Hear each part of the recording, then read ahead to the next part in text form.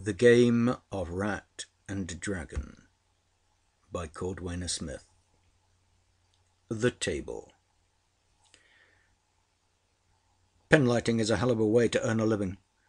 Underhill was furious as he closed the door behind himself. It didn't make much sense to wear a uniform and look like a soldier if people didn't appreciate what you did. He sat down in his chair, laid his head back on the headrest, and pulled the helmet down over his forehead. As he waited for the pin set to warm up, he remembered the girl in the outer corridor. She had looked at it, then looked at him scornfully. Meow. That was all she had said, yet it had cut him like a knife. What did she think he was? A fool? A loafer? A uniformed nonentity? Didn't she know that for every half hour of pinlighting he got a minimum of 2 months' recuperation in the hospital? By now the set was warm. He felt the squares of space around him, sensed himself at the middle of an immense grid, a cubic grid full of nothing. Out in that nothingness he could sense the hollow aching horror of space itself, and could feel the terrible anxiety which his mind encountered whenever it met the faintest trace of inert dust. As he relaxed, the comforting solidity of the sun, the clockwork of the familiar planets and the moon rang in on him. Our own solar system was as charming and as simple as an ancient cuckoo clock, filled with familiar ticking and with reassuring noises. The odd little moons of Mars swung around their planet like frantic mice, yet their regularity was itself an assurance that all was well. Far above the plane of the ecliptic he could feel 1/2 ton of dust more or less drifting outside the lanes of human travel. Here there was nothing to fight, nothing to challenge the mind, to tear the living soul out of a body with its roots dripping in effluvium as tangible as blood. Nothing ever moved in on the solar system. He could wear the pin set for ever and be nothing more than a sort of telepathic astronomer, a man who could feel the hot warm protection of the sun throbbing and burning against his living mind. Woodley came in. "Same old ticking world," said Underhill. "Nothing to report. No wonder they didn't develop the pin set until they began to planoform down here with the hot sun around us.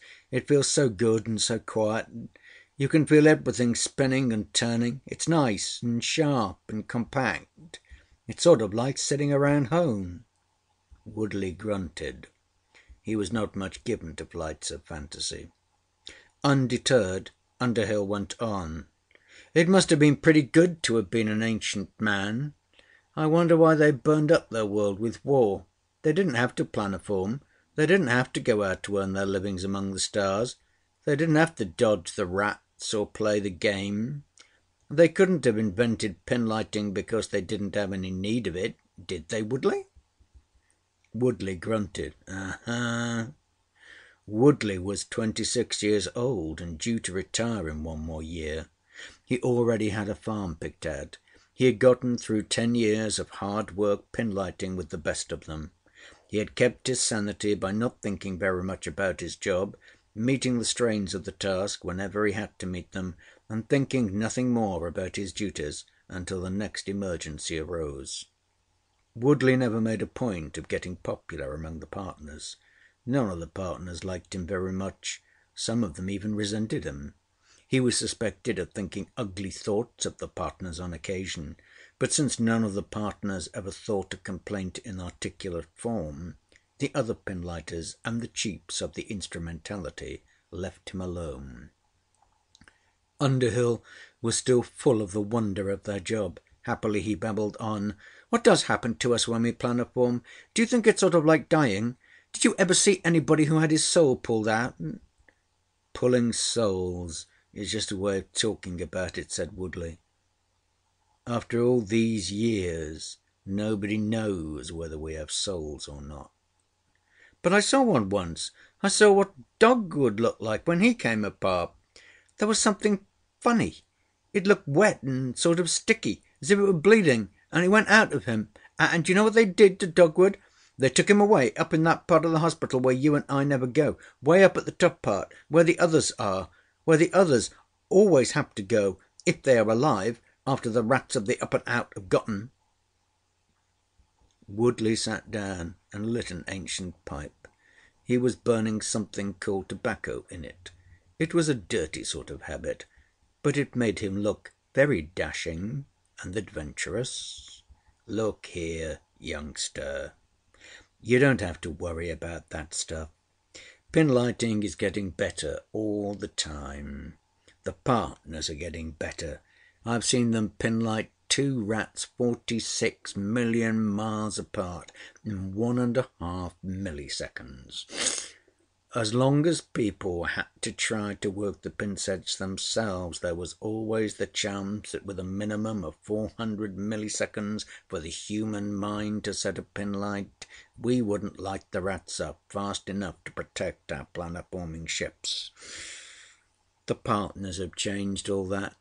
Once they get going, they're faster than rats, and they always will be. I know it's not easy, letting a partner share your mind. It's not easy for them either," said Underhill. "Don't worry about them. They're not human. Let them take care of themselves. I've seen more pinlighters go crazy from monkeying around with partners than I've ever seen caught by the rats. How many do you actually know of them that got grabbed by rats?"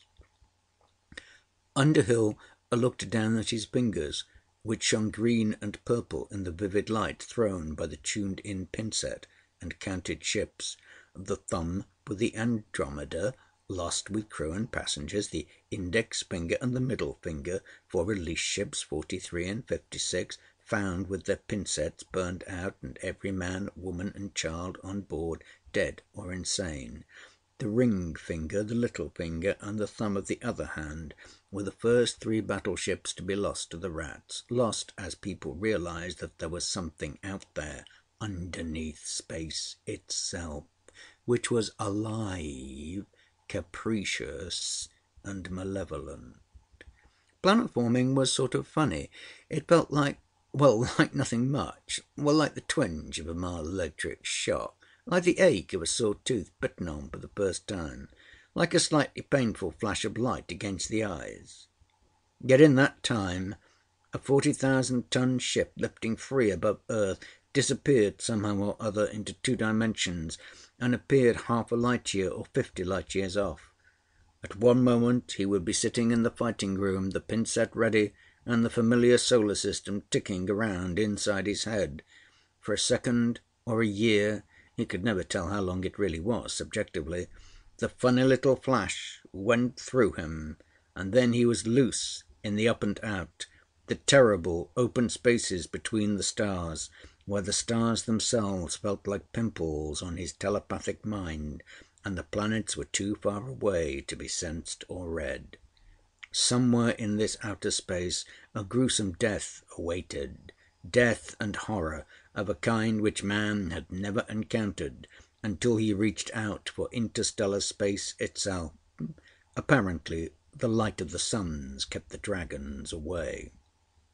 Dragons. That was what people called them. To ordinary people there was nothing except the shiver of planet-forming and the hammer blow of sudden death, or the dark spastic note of lunacy descending into their minds. But to the telepaths they were dragons. In the fraction of a second between the telepath's awareness of a hostile something out in the black, hollow nothingness of space, and the impact of a ferocious, ruinous, psychic blow against all living things within the ship, the telepaths had sensed entities, something like the dragons of ancient human lore, beasts more clever than beasts, demons more tangible than demons, hungry vortices of aliveness and hate, compounded by unknown means out of the thin, tenuous matter between the stars.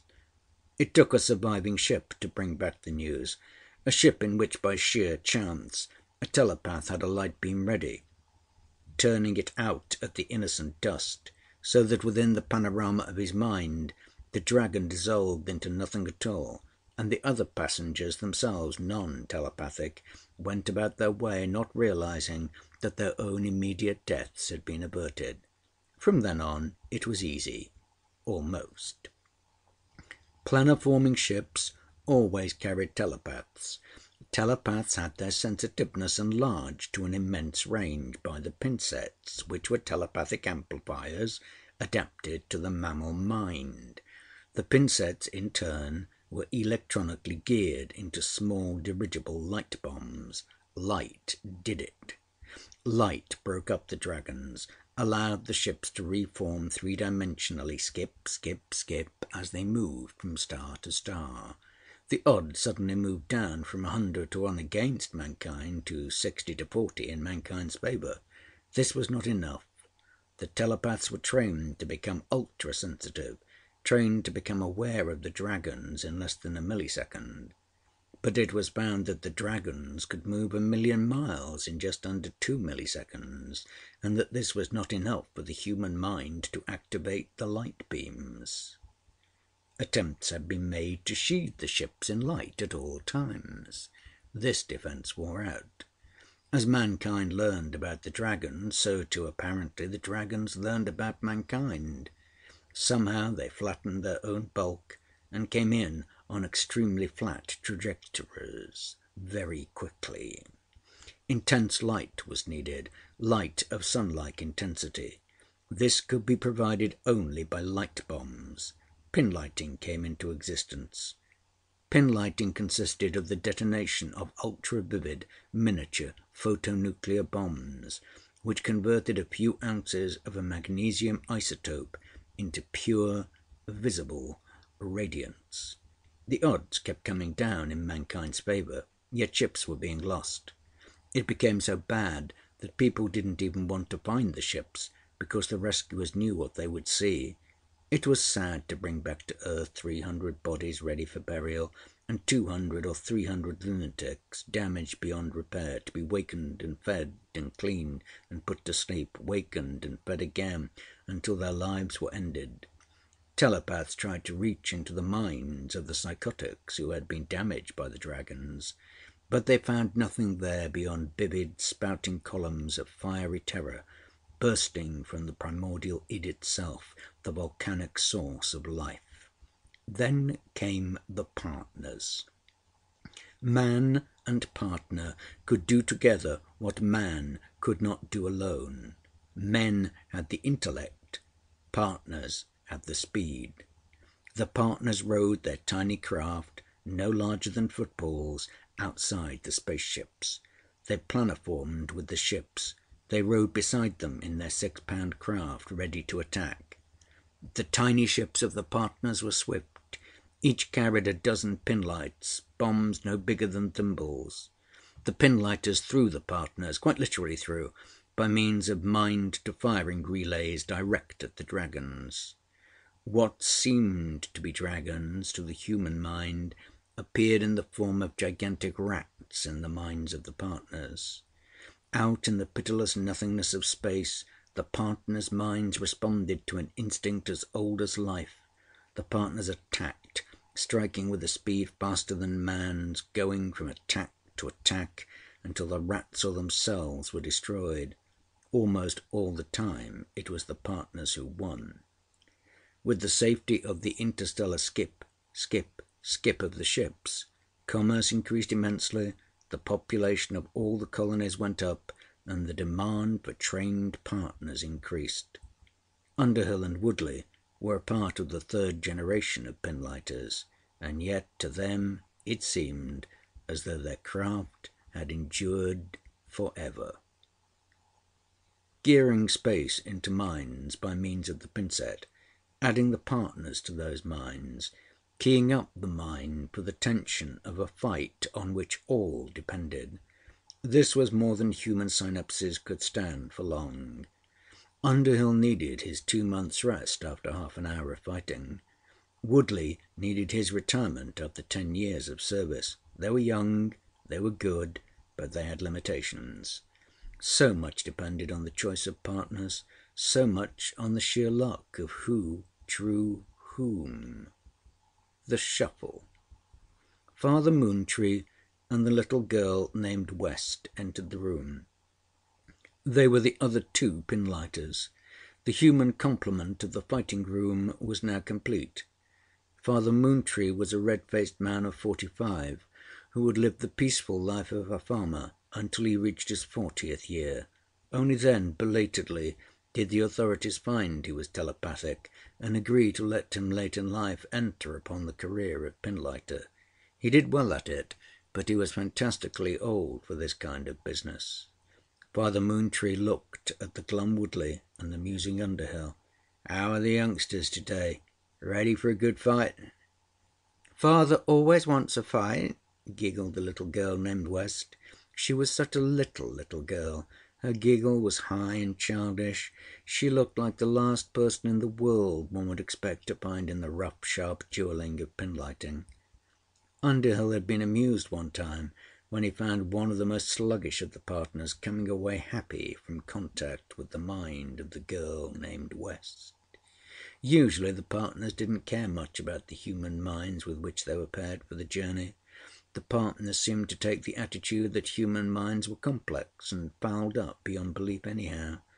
No partner ever questioned the superiority of the human mind, though very few of the partners were much impressed by that superiority.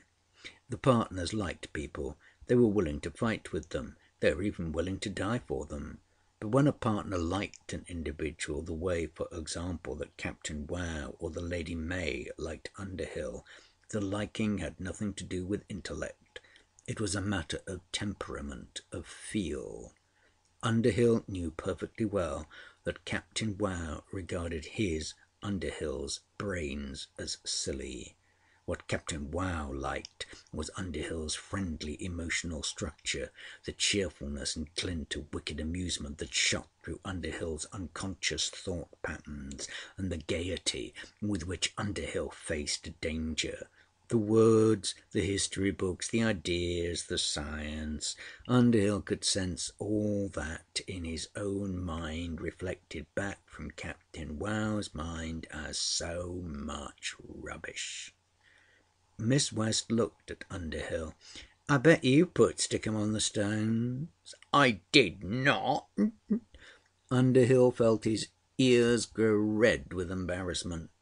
During his novitiate he had tried to cheat in the lottery because he got particularly fond of a special partner, a lovely young mother named Myrrh.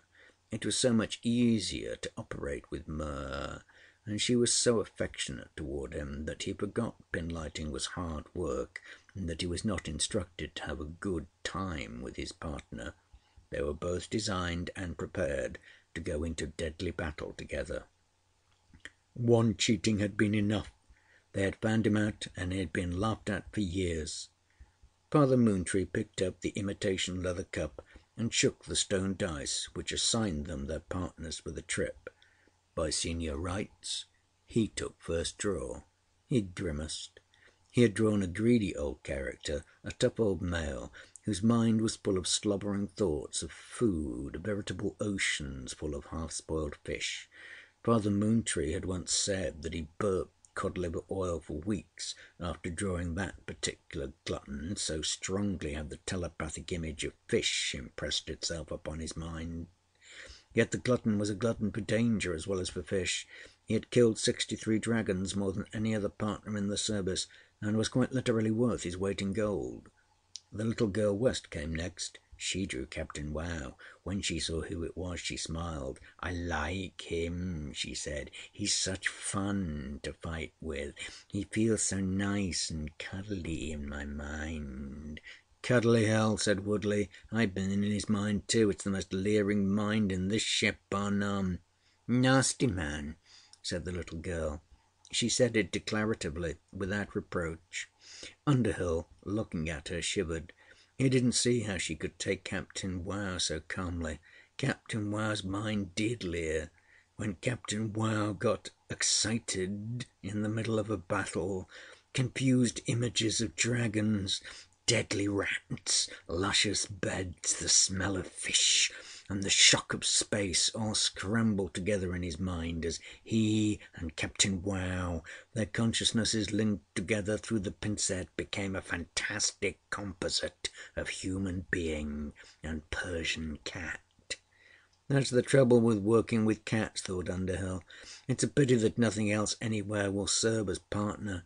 Cats were all right once you got in touch with them telepathically. They were smart enough to meet the needs of the fight, but their motives and desires were certainly different from those of humanity. They were companionable enough, as long as you threw tangible images at them, but their minds just closed up and went to sleep when you recited Shakespeare or Colgrove, or if you tried to tell them what space was. It was sort of funny realizing that the partners, who were so grim and mature out here in space, were the same cute little animals that people had used as pets for thousands of years back on Earth. He had embarrassed himself more than once while on the ground, saluting perfectly ordinary non-telepathic cats, because he had forgotten for the moment that they were not partners. He picked up the dice and shook out the stone dice. He was lucky. He drew the Lady May. The Lady May was the most thoughtful partner he had ever met. In her, the finely bred pedigree mind of a Persian cat had reached one of its highest peaks of development. She was more complex than any human woman, but the complexity was all one of emotions, memory, hope, and discriminated experience sorted through without benefit of words. When he had first come into contact with her mind, he was astonished at its clarity. With her he remembered her kittenhood. He remembered every mating experience she had ever had.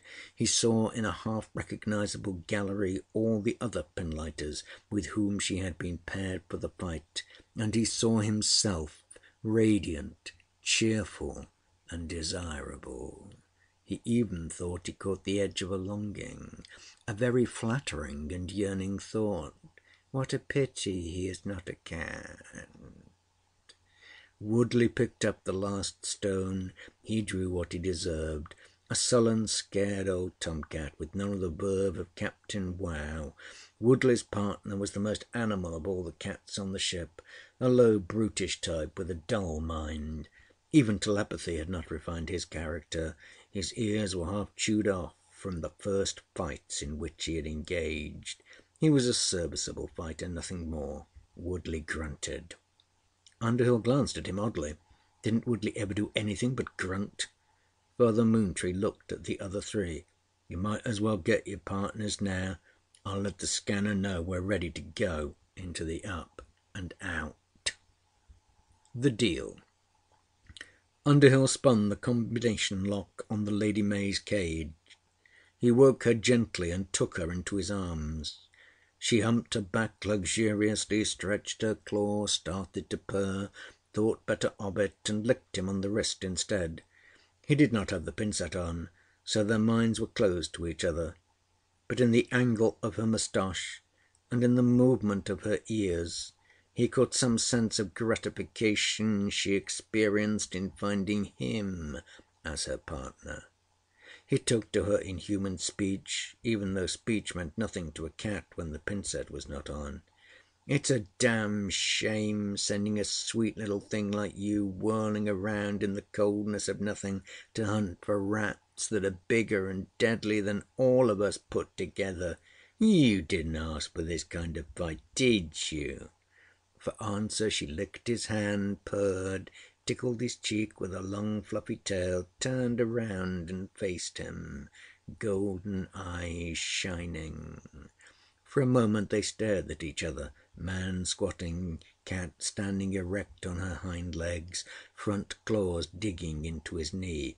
Human eyes and cat eyes looked across an immensity which no words could meet, but which affection spanned in a single glance. "Time to get in," he said. She walked docilely into her spheroid carrier. She climbed in. He saw to it that a miniature pincette rested firmly and comfortably against the base of her brain.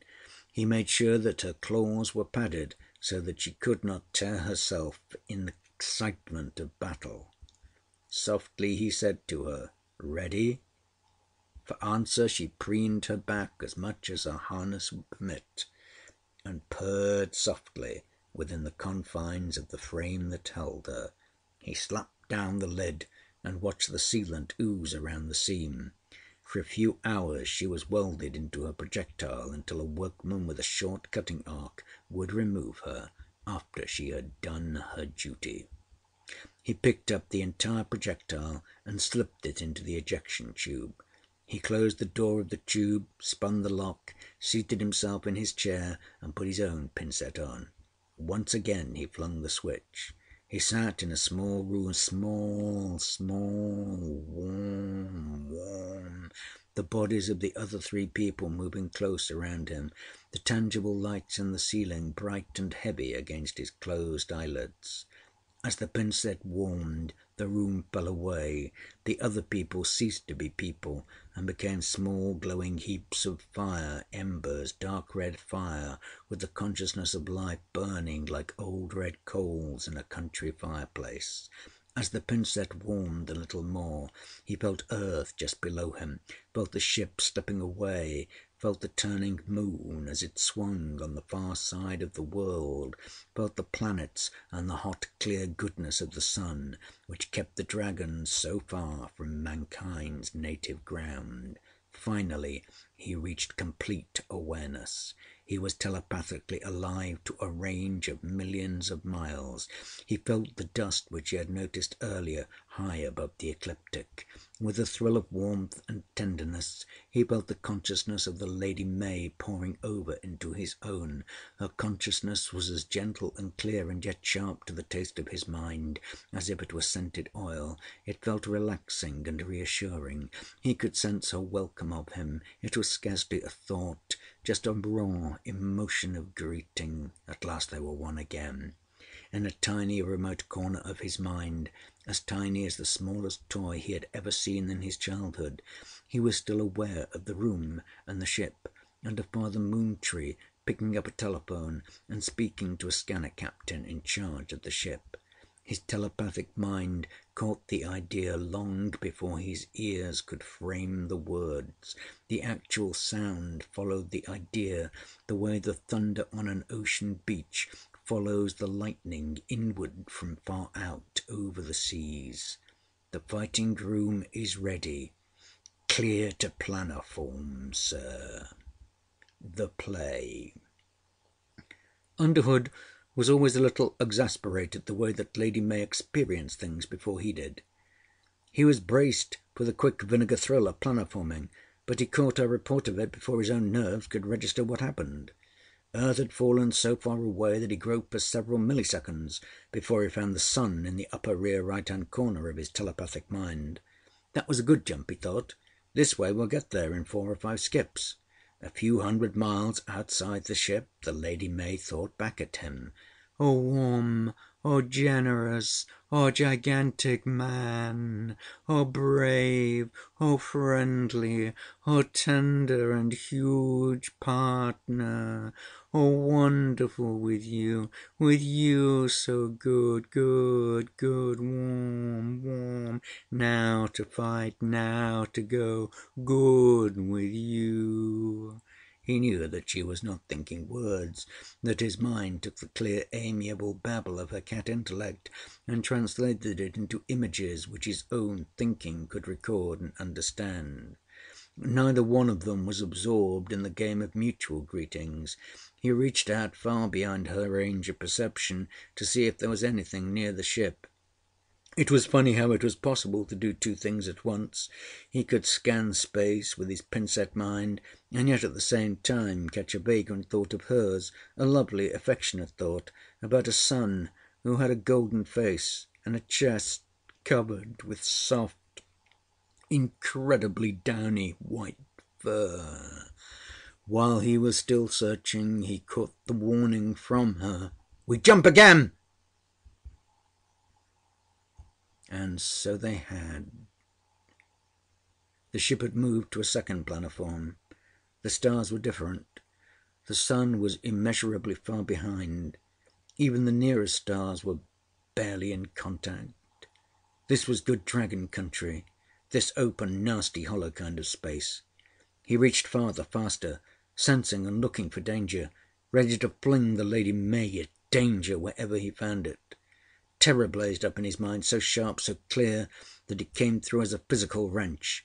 The little girl named West had found something, something immense, long, sharp, black, greedy, horrific. She flung Captain Wow at it.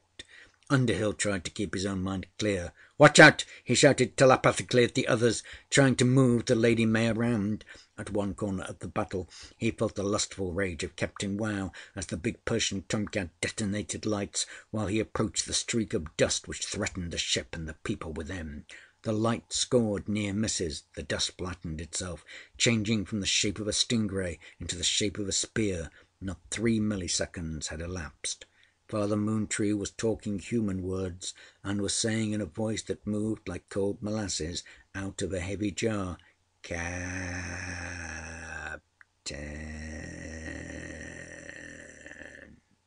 Underhill knew that the sentence was going to be, "Captain, move fast." The battle would be fought and finished before Father Moontree got through talking. Now, fractions of a second later, the Lady May was directly in line. Here was where the skill and speed of the partners came in. She could react faster than he. She could see the threat as an immense rat coming direct at her. She could fire the light bombs with a discrimination which he might miss. He was connected with her mind. Oh, but he could not follow it. His consciousness absorbed the tearing wound inflicted by the alien enemy. It was like no wound on earth, raw, crazy pain, which started like a burn at his navel. He began to writhe in his chair. Actually, he had not yet had time to move a muscle when the Lady May struck back at their enemy. 5 evenly spaced photonuclear bombs blazed out across 100,000 miles. The pain in his mind and body vanished. He felt a moment of fierce, terrible, feral elation running through the mind of the Lady May as she finished her kill. It was always disappointing to the cats to find out that their enemies, whom they sensed as gigantic space rats, disappeared at the moment of destruction. Then he felt her hurt, the pain and the fear that swept over both of them as the battle, quicker than the movement of an eyelid, had come and gone. In the same instant there came the sharp and acid twinge of planoform. Once more the ship went skip. He could hear Woodley thinking at him. "You don't have to bother much. This old son of a gun and I will take over for a while." Twice again the twinge, the skip. He had no idea where he was until the lights of the Caledonia spaceport shone below. With a weariness that lay almost beyond the limits of thought, he threw his mind back into rapport with the tintset, fixing the Lady May's projectile gently and neatly in its launching tube. She was half dead with fatigue, but he could feel the beat of her heart, could listen to her panting, and he gasped the grateful edge of a thanks reaching from her mind to his. The score. They put him in the hospital at Caledonia. The doctor was friendly but firm. "You actually got touched by that dragon. That's as close a shave as I've ever seen. It's also quick that it'll be a long time before we know what happened scientifically. But I suppose you'd be ready for the insane asylum now if the contact had lasted several tenths of a millisecond longer. What kind of cat did you have out in front of you?" Underhill felt the words coming out of him slowly. Words were such a lot of trouble compared with the speed and the joy of thinking, fast and sharp and clear, mind to mind. But words were all that could reach ordinary people like this doctor. His mouth moved heavily as he articulated words. "Don't call our partners cats. The right thing to call them is partners. They fight for us in a team. You ought to know we call them partners, not cats. How is mine?" "I don't know," said the doctor contritely. We'll find out for you. Meanwhile, old man, you take it easy. There's nothing but rest can help you. Can you make yourself sleep, or would you like us to give you some kind of sedative?" "I can sleep," said Underhill. "I just want to know about the Lady May." The nurse joined in. She was a little antagonistic. "Don't you want to know about the other people?" "They're okay," said Underhill. "I knew that before I came in here." He stretched his arms and sighed and grinned at them. He could see they were relaxing and were beginning to treat him as a person instead of a patient. "I'm all right," he said. "Just let me know when I can go see my partner." A new thought struck him. He looked wildly at the doctor. "They didn't send her off with the ship, did they?" "I'll find out right away," said the doctor. He gave Underhill a reassuring squeeze of the shoulder and left the room. The nurse took a napkin off a goblet of chilled fruit juice. Underhill tried to smile at her. There seemed to be something wrong with the girl. He wished she would go away. First she had started to be friendly, and now she was distant again. It's a nuisance being telepathic, he thought. You keep trying to reach even when you are not making contact. Suddenly she swung around on him. "You pinlighters! You and your damn cats!" Just as she stamped out, he burst into her mind. He saw himself a radiant hero, clad in his smooth suede uniform, the pin-set crown shining like ancient royal jewels around his head. He saw his own face, handsome and masculine, shining out of her mind. He saw himself very far away, and he saw himself as she hated him. She hated him in the secrecy of her own mind. She hated him because he was, she thought, proud and strange and rich, better and more beautiful than people like her. He cut off the sight of her mind, and as he buried his face in the pillow, he caught an image of the Lady May. She is a cat, he thought. That's all she is. A cat. But that was not how his mind saw her. Quick beyond all dreams of speed, sharp, clever, unbelievably graceful, beautiful, wordless, and undemanding. Where would he ever find a woman who could compare with her? End of The Game of Rat and Dragon by Cordwainer Smith.